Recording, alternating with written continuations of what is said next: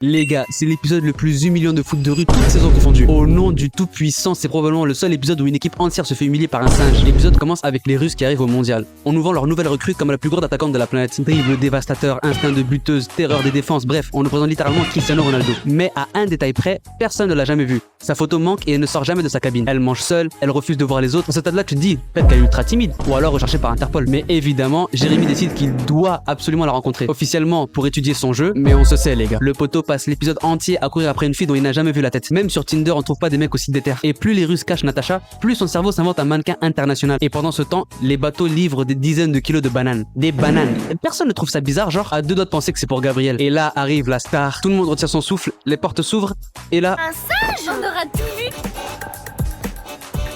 Oh Seigneur. Les gars, je vais pas vous mentir, j'allais rage quitte. Mais le pire, c'est que même ce singe met une vitesse à tous les joueurs du foot de rue. Elle dribble tout le monde, elle saute partout, elle court sur les murs. À un moment, je pensais qu'elle était en mode sans gravité là. Même les bleus abandonnent. Les poteaux se sont quand même pris 5 buts d'affilée. Hein. Mais évidemment, Jérémy n'abandonne pas. Enfin, pas pour le foot. Pour Samira, par contre, c'est une autre histoire. Parce que pendant qu'il poursuit un singe depuis le début de l'épisode, Samira croit qu'il court après une fille. Et honnêtement, je peux la comprendre. Imagine ton gars, il disparaît toute la journée et tu le retrouves avec un bouquet de bananes. Bref, ensuite les bleus décident d'apprivoiser le singe. Leur seule stratégie, c'est de manipuler le singe adverse. Et tout ça en lui apportant des bananes, en faisant croire qu'il va devenir leur ami.